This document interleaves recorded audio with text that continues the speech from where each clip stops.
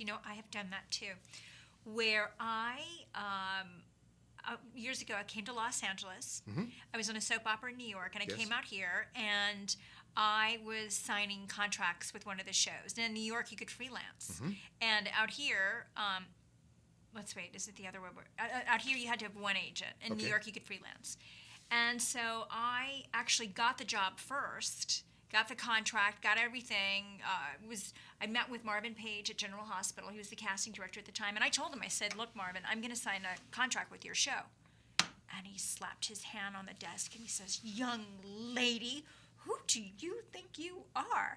And I proceeded to tell him who I was and that I'd signed a contract with his show. And 3 days later, I was doing that. And then I Yes. was like, oh my God, I've got to get agents to negotiate this thing for me, So I called the top agents, William Morris, ICM, Triad at the time, and then Hal Gefsky at APA ended up representing me on that contract. And he actually was Sharon Tate's agent Ah.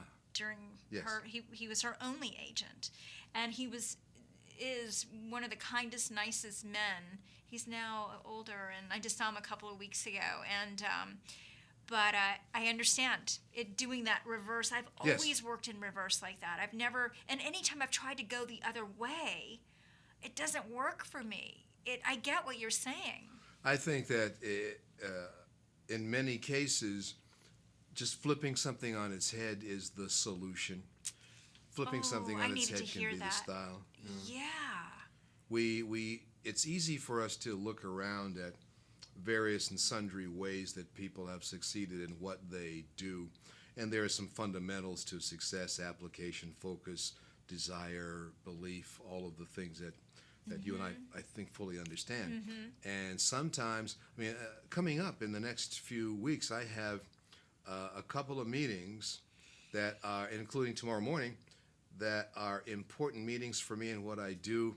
And there's one executive from back east who says, you got 20 minutes, right? So if you go into a 20-minute meeting and it's important, it wonderfully focuses the mind. And Yeah. I will do something unexpected in the opening for that meeting because I want that person to remember me and to understand from the first 5 minutes that I perhaps think differently than many people that they meet. Whether I get the business or not, or it goes forward or not, he will always remember me. Remember you. This is fantastic. And you do that sometimes by just turning something on its head. Turning something on its head. I have a couple of projects I need to turn on their head. Definitely. To have a different perspective and a different... I think as we were talking about, I'm planning on going for a drive. Yes. I love to get in my car and go for a drive. I've driven across the nation filming my I've documentary. had emails from you in some strange places. Yeah, I know. Like, oh my God, where am I now? And, I love this driving process, and I haven't done it in a year, and I'm really feeling it's cooking. And so I'm going to drive up to Seattle. And I'm going to take that time to really reflect, and it helps me to see everything from a different perspective. I can really hear myself when I do something like that. And I bring my entourage, my two dogs with me. And but I think there are a couple of things that I'm going to definitely think about and see how I can look at them from a completely different perspective. And because there isn't... I think doing things linear, it doesn't work Yes. for me, and obviously it doesn't work for you. Well, I got a lesson in that years ago in reading a book called The Magic of Mergers. I remember to this day. And it was about Meshulam Riklis, a name that may not mean much to your viewers, but Meshulam Riklis was one of the early conglomerateurs in business, putting together conglomerates. He'd buy and sell companies. Best known perhaps in Hollywood because he was married to Pia Zadora at one point and owned a great house up in the hills, Pickfair, that used to belong to Mary Pickford. Right. Mm-hmm. So I met Meshulam Riklis. His wife was a singer, Pia Zadora, and she was doing a showcase for some friends of mine. And I went not to hear Mrs. Zadora sing, but to meet Rick. They called him Riklis, Meshulam Riklis. He owned the Riviera Hotel in Las Vegas at one point. And because in that book that I read on him, and this was 1970, it told a story of how he and a partner were looking to put together some financing for a business deal in Milwaukee. And they were going to meet the bankers. And Meshulam Riklis has roots in the Middle East. Meshulam Riklis is Jewish. And he went with his partner to this bank to secure financing for a project.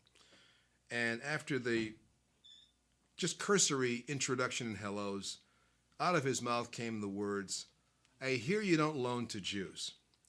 And so therefore, that was a memorable meeting. Oh, they got the my money, God. they got the deal, but that was the kind of thing. That's counterintuitive. Right. We have only a couple more minutes here. This has gone by so fast. I know it has. You're quite I'm a conversationalist, shocked. lady. I know. I've got to get the heads up, and we got a couple of minutes. I could keep going. But so, with all that you've accomplished here, and all that you're going on in these new projects I'm so curious to know what they are, but we won't talk about them. Everything evolves, everything changes, and my mission, my personal and professional mission, is the encouraging and educating in the entrepreneurial spirit. So I'm in the process of forming an institute, the Making It Institute for the Advancement of Business. I want to be able to do a couple of scholarships and do things that encourage the entrepreneurial spirit, because I think the entrepreneurial spirit is at times in danger in our country as our society becomes more dependent on government and entitlements and so forth and so on. I want people to never lose sight of what made America great. Right. And it is buried in the entrepreneurial spirit. Right. That's fantastic. Yeah. You're going to be giving back of what you know and all that. Well, I've learned a lot from 1,000 entrepreneurs. Yes, I would say so. I would definitely say so. Well, I just feel so honored that you came out here tonight and to be here. The pleasure is mine. The pleasure is mine. Thank you so much. I really appreciate it. And the conversation with you was one of the easiest I've ever had and enjoyable, and I hope to have a chance to talk again sometime. Oh, I'm sure we will. Yes. I'm sure we will. Thank you, Monique. Thank you, Nelson. Thanks so much for joining me tonight, and I look forward to seeing you next week. Have a great week. Thanks so much.